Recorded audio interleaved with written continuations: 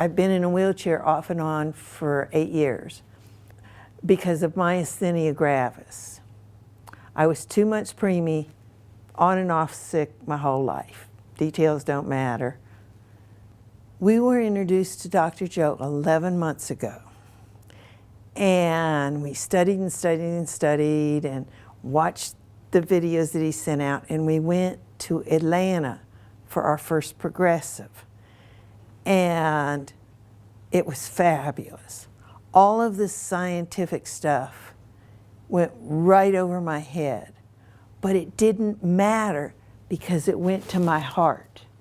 I didn't have to understand the science to get it in my heart. And I learned so much.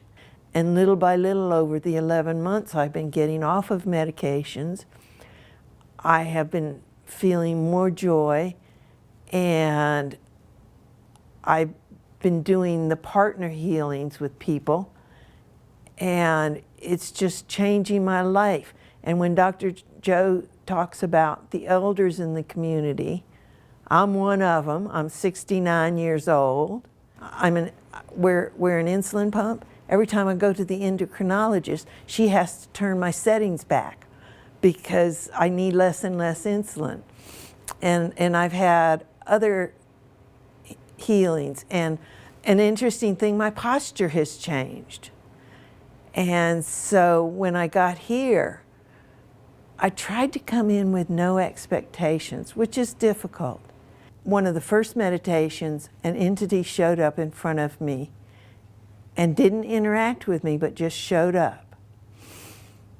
And then at a later meditation, two entities showed up, and they're hard to describe because they have a form but not a recognizable form.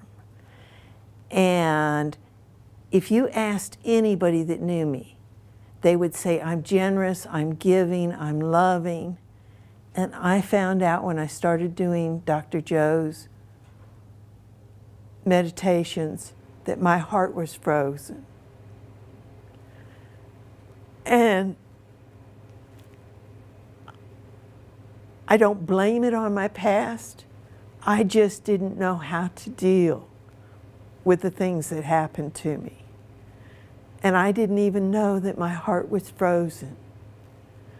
And when I was doing a meditation, I saw my heart, and I saw a little window in it with this frightened woman peeking out, like a little kid peeking over a windowsill.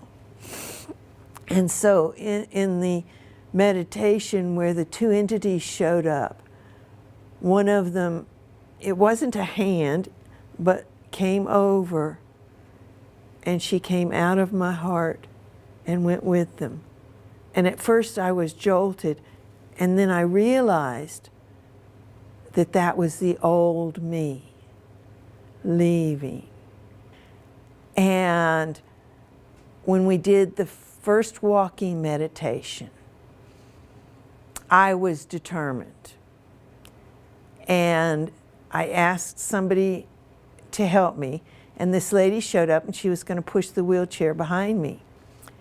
And when we got to the second pause in the walking meditation, I thought I had to sit down. And I turned around to see where my wheelchair was, and it wasn't anywhere to be seen. But Juan Carlos was there. And Juan Carlos put his arms around me and held me. And little by little, he released his arms, and I finished walking the meditation. And then in the same day, we did the challenge event, which, if anybody knows about myasthenia, it's a weakness and you can't overdo. I'm all in. I showed up for the challenge, and I had to climb the ladder, and I would put one foot up, and then I'd have to pull the other foot up, and then I'd put one foot up, and I'd have to pull the other foot up. And I did it. And then from the challenge meditation, I walked all the way back to the hotel. I am just going to keep doing the work and keep being surprised. And I've learned to quit trying to make something happen, but to let it happen. One of the biggest things I learned this time is I'm always reaching up and out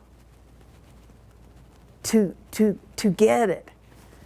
And I learned, let it come to me. We do the breath. I love the breath. And we do it and we bring it up to here. And then we bring it up to here. And then we let it come to us. We don't have to go further. We don't have to work hard. Our job is to envision what we want and then let divine intelligence bring it to us.